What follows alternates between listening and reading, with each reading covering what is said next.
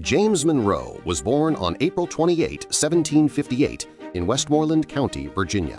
His father, Spence Monroe, a carpenter and small planter, fostered in him an early devotion to the patriot cause. Monroe enrolled at the College of William and Mary in Williamsburg as talk of liberty and resistance filled the air. At 16, he lost both parents and, with help from his influential uncle Joseph Jones, continued his education while assuming responsibility for younger siblings. By early 1776, Monroe left college at 18 to join the Continental Army. Serving in the 3rd Virginia Regiment, he took part in George Washington's legendary crossing of the Delaware. In the Battle of Trenton that followed, Monroe led a charge on a Hessian position and was shot through the shoulder, nearly bleeding to death. Washington commended his bravery, and the teenager's reputation as a young hero took hold before his 20th birthday. After recuperating, Monroe returned to service through the Army's bleakest winter. Promoted to captain and appointed aide-de-camp to General William Lord Stirling Alexander, he shared tents and meager rations at Valley Forge, absorbing the habits of command. There he formed friendships with John Marshall, the future Chief Justice, and the Marquis de Lafayette, whose idealism left a permanent mark. Monroe saw action in the Philadelphia Campaign and at Monmouth in June 1778, but frustrated by stalled promotion and unable to secure an independent command, he resigned his commission at year's end. Back in Virginia in 1780, Monroe apprenticed law under Governor Thomas Jefferson. Beyond law, studying with Jefferson was an immersion in Enlightenment republicanism, skepticism of concentrated power, confidence in civic virtue, and sympathy for the common farmer. The two Virginians developed a close, lifelong friendship akin to a father and son. After the Revolutionary War, Monroe launched his political career, joining the Virginia House of Delegates in 1782 and the Confederation Congress from 1783 to 1786. While debates over a new U.S. Constitution stirred in the halls of government, Monroe met and later married Elizabeth Courtwright, forming a partnership that would endure for life. In Congress, he acknowledged the weaknesses of the government under the Articles of Confederation, but viewed the proposed Constitution with suspicion. He argued that the Presidency and Congress wielded too much unchecked power, and that the Charter lacked explicit protections for individual rights. When the document went to Virginia for ratification, Monroe opposed it. Although he ultimately lost that battle, the opposition's pressure helped pave the way for the Bill of Rights. In 1790, at 32, he entered the U.S. Senate and quickly rose as a prominent Jeffersonian Democratic Republican, opposing Alexander Hamilton's financial program, which he viewed as favoring elite interests. The intensity of partisan conflict nearly culminated in a duel between him and Hamilton, a confrontation ironically averted by Aaron Burr, who, years later, would fatally shoot Hamilton in a separate standoff. Despite such clashes, Monroe's reputation for probity moved George Washington to appoint him minister to France in 1794. With the French Revolution convulsing Europe and the United States insisting on neutrality between France and Britain, the post demanded delicacy. Monroe's warm public embrace of the French Republic pleased his hosts, but troubled superiors at home. After the Washington administration concluded the Jay Treaty with Britain in 1794 to settle post-war issues and stabilize trade, French anger rose. Sympathetic to French concerns, Monroe undercut the Jay Treaty in discussions, prompting Washington to recall him from his post.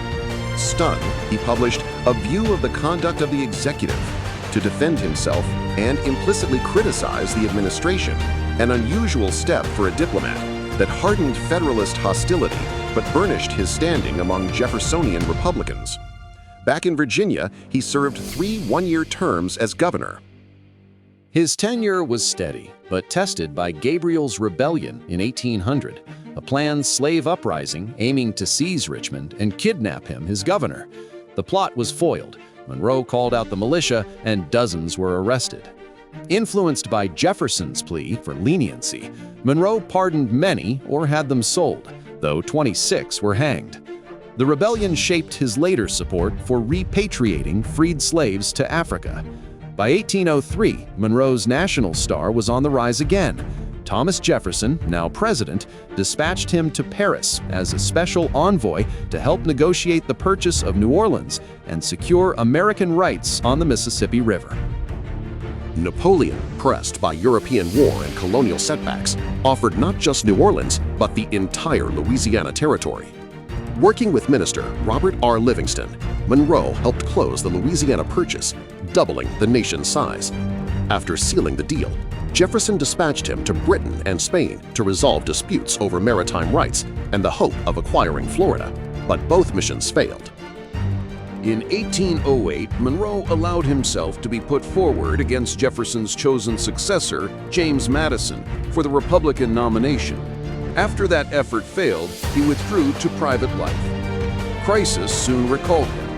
In 1811, Monroe was appointed Secretary of State amid mounting tensions with Britain. During the War of 1812, Monroe became Madison's indispensable lieutenant, and after the burning of Washington, briefly served simultaneously as Secretary of State and Secretary of War. He worked tirelessly to restore order and stiffen national defenses, reinforcing his stature as a statesman. In 1816, Monroe secured the Democratic-Republican nomination and won easily. With the Federalists collapsing, his presidency unfolded amid what newspapers dubbed the era of good feelings, a lull in partisan warfare, and a broad, if fragile, sense of national unity under one party. Pursuing reconciliation, he appointed former Federalists to key roles, including John Quincy Adams as Secretary of State. In foreign policy, Monroe and Adams secured durable achievements. The Rush-Bagot Agreement of 1817 demilitarized the Great Lakes, signaling growing trust with Britain. The Convention of 1818 fixed the U.S.-Canadian border along the 49th parallel from the Lake of the Woods to the Rockies and established joint occupation of Oregon. When Spanish Florida became a refuge for escaped slaves and Seminoles perpetrating attacks to Americans, Monroe authorized Andrew Jackson to respond. Jackson exceeded orders by seizing Spanish forts and executing 2 British subjects, controversial acts that nonetheless pressured Spain. In the resulting Adams-Onis Treaty of 1819, Spain agreed to cede Florida in exchange for the United States assuming $5 million of Spanish obligations toward American citizens in the territory and renouncing its claims to Texas. The treaty also defined the boundary between Spanish dominions and the Louisiana Purchase to the Pacific, making the United States conceptually transcontinental. Through diplomacy, backed by American force on the ground, Monroe's administration achieved the Republic's 3rd great territorial gain. At home, Monroe confronted serious strains.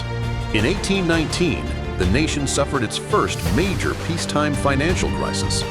A collapse in commodity prices, especially cotton, and speculative lending spurred bank failures, foreclosures, and a sharp downturn. Viewing the Panic of 1819 as a painful correction, Monroe resisted large-scale federal intervention. Recovery emerged gradually in the early 1820s, and his personal popularity weathered the storm. Another crisis erupted over Missouri's application for statehood as a slave state, threatening national unity by risking a Senate imbalance favoring the South. Congressman James Talmadge ignited a firestorm by proposing to condition Missouri's admission on the gradual elimination of slavery. Monroe, himself a slaveholder, remained publicly silent but privately deemed the proposal unconstitutional. A ferocious debate followed in Congress, with Southern states threatening to leave the Union. The resolution, known as the Missouri Compromise, was reached in 1820. Missouri would enter the Union as a slave state, Maine as a free state, preserving the balance, and slavery would be barred north of latitude 36 degrees 30 minutes in the remaining Louisiana territory, except Missouri. Hailed at the time as a pragmatic effort to preserve the Union, the compromise exposed deep divisions that would later erupt into conflict. The era of good feelings was extended superficially. In 1820, as new elections approached, Monroe's broad popularity, combined with the collapse of the Federalist Party, meant he ran essentially unopposed, marking the last U.S. presidential contest without vigorous party competition. During his second term, as American expansion pressed against native nations, Monroe advanced a policy he framed as voluntary removal west of the Mississippi, an approach intended to reduce conflict, but one that foreshadowed the coercive removals carried out by later administrations. Also, in 1822, the idea of colonization, the resettlement of free black Americans in Africa, also gained traction. Supported by some abolitionists who doubted fair treatment in America and many slaveholders who saw free blacks as a threat to slavery, the movement attracted Monroe's backing. A leading supporter and officer of the American Colonization Society, he helped secure federal assistance for a West African settlement that became Liberia. Its capital, Monrovia, became the only foreign capital named for a U.S. president. The policy's impact was limited, only a few thousand people migrated, and today it reads as a telling constraint of the era. Leaders could imagine emancipation, but not integration. Meanwhile, the rest of the Western Hemisphere was in turmoil as Latin American colonies fought for independence. Sympathetic but cautious until Florida's acquisition was secured, Monroe formally recognized several new republics in 1822, marking a bold shift in U.S. diplomacy.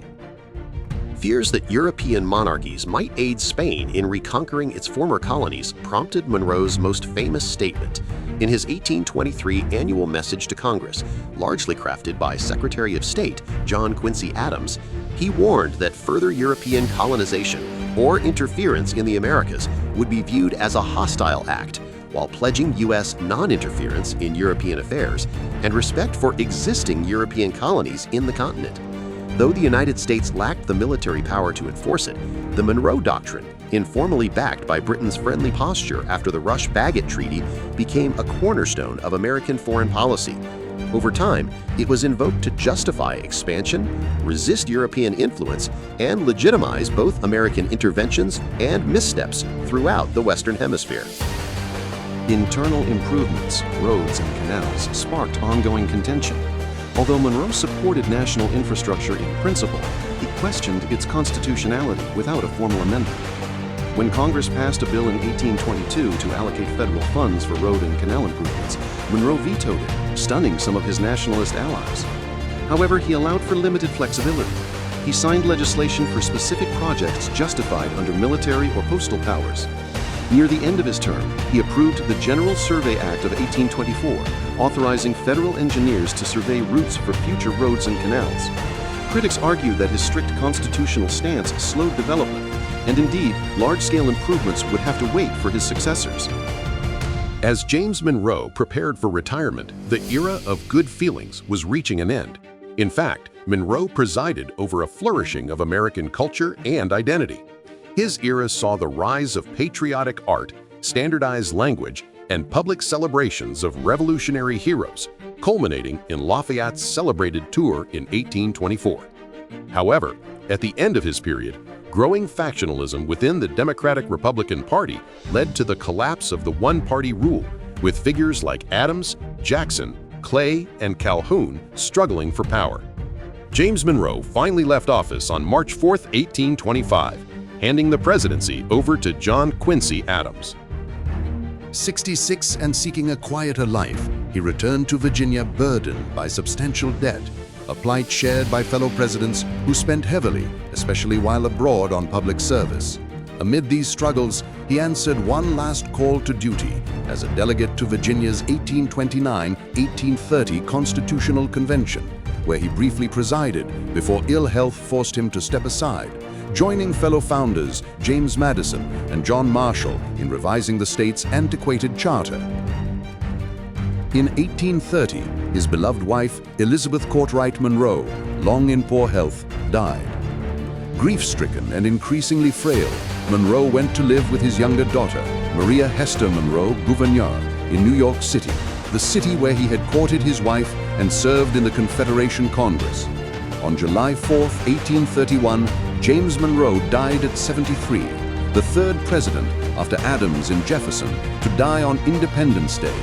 Americans saw in the coincidence an almost mystical valediction, the last of the Virginia dynasty, a founding father departing on the nation's birthday. Thanks for watching. If you enjoyed this deeper look into the remarkable life of James Monroe, a Revolutionary War veteran, skilled diplomat, and visionary president who helped shape America's identity at home and abroad, don't forget to like the video, subscribe to the channel, and tap the bell so you're first to know when we explore more pivotal figures from history. See you next time!